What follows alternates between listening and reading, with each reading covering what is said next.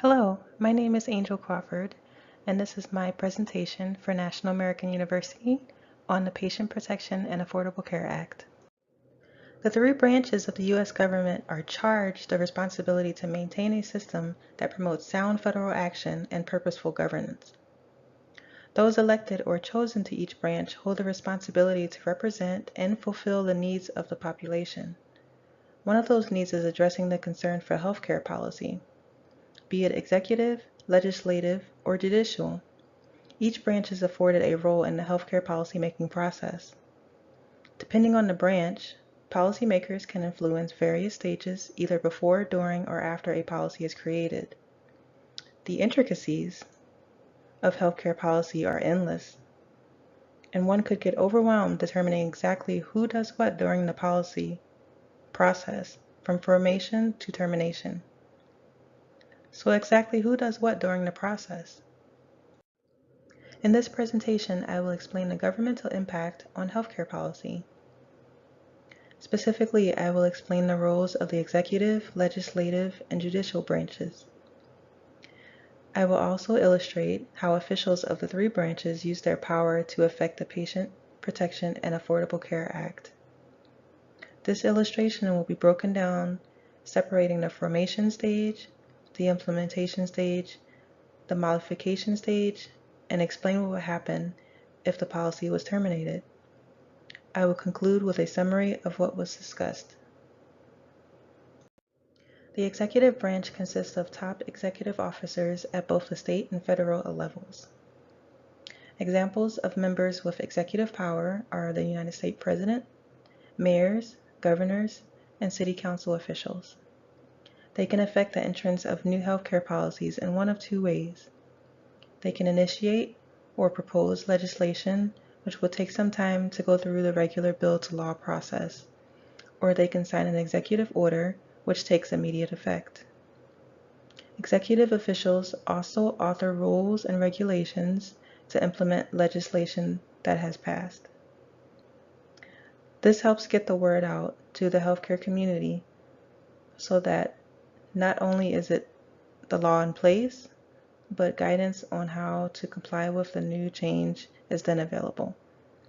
Executives also keep ears and eyes open to new information that is gathered for the creation of future policies. The executive branch most influences healthcare policy by directing the proper use of resources to best fit the needs of the health of citizens.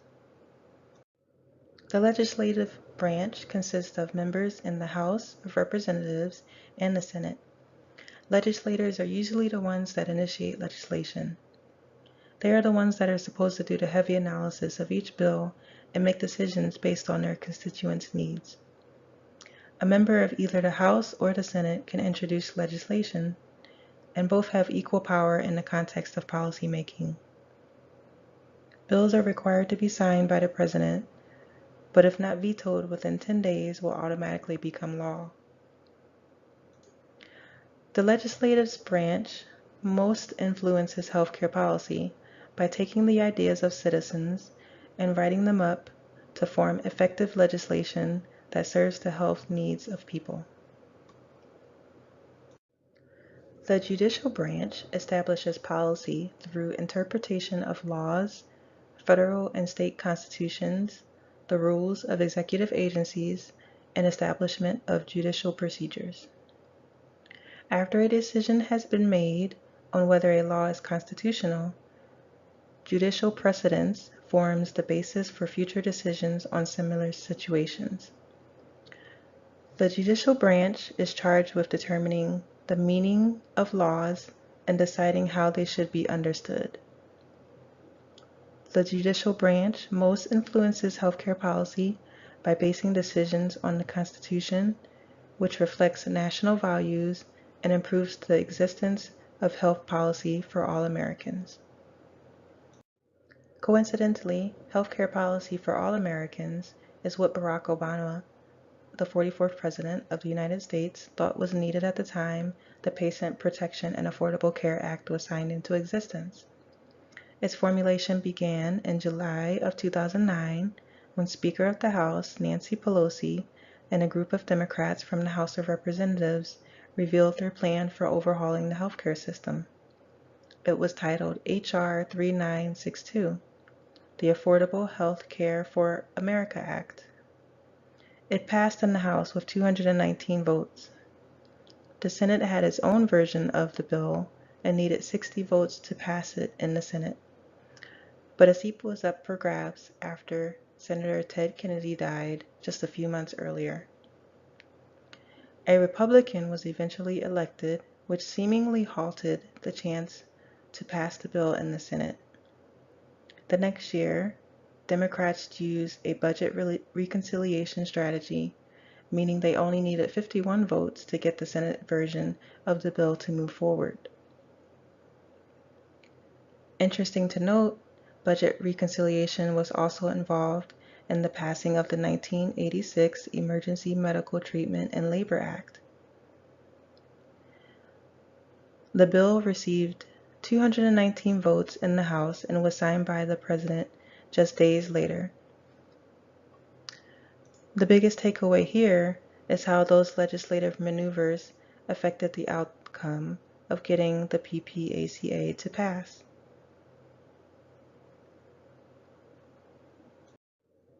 The PPACA was implemented through a series of guidelines and standards released from executive departments, such as the Department of Health and Human Services, and even non-health related organizations, like the Department of Treasury and its suborganization, the IRS. In November of 2011, the U.S. Supreme Court listened to arguments in a case brought by 26 states and the National Federation of Independent Business. The argument was that parts of the Affordable Care Act were unconstitutional. The following June, the Supreme Court upheld the major provisions of the Act. In 2015, the Supreme Court also heard the case of King versus Burwell, where King argued that the ACA only allowed subsidies to be distributed through state-run exchanges, and that the IRS regulations exceeded authority. The next year, the Supreme Court ruled 6-3 that subsidies could be distributed through other avenues like healthcare.gov or the federal exchange, even if a state didn't have its own. Something to note here is that once the PPACA was passed, all departments, agencies, etc. had to work together to properly implement the policy. The most popular modifications of the policy were from the current day. The 45th President, Donald Trump, prioritized repealing the PPACA. His team wasted no time to modify the policy by removing the individual mandate and penalty for not having insurance. The effect of that is insurance companies pulling out of the market and subsequently making the system weaker than intended. Current events tell us that opposers will continue attempts to change or remove altogether the PPACA.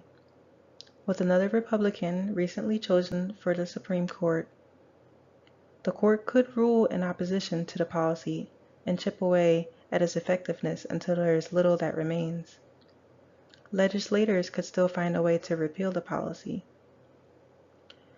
One could only hope that if removed, it will be replaced with something even better and more effective. As with all policy, partisan opinion and political influence play a large role in changes that come down from Capitol Hill. In summary, the legislative branch most influences healthcare policy by taking the ideas of citizens to form legislation that serves the people. The executive branch most influences healthcare policy by directing the proper use of resources to best fit the needs of citizens. The judicial branch most influences healthcare policy by basing decisions on the Constitution and establishing judicial precedents. Several legislative maneuvers were put into effect to get the PPACA to pass. Once the PPACA was passed, all departments and agencies had to work together to properly implement the policy. The future of the PPACA is uncertain in the current political climate, but for now it continues to provide a way for millions of Americans to receive healthcare coverage. This concludes my presentation. Thank you.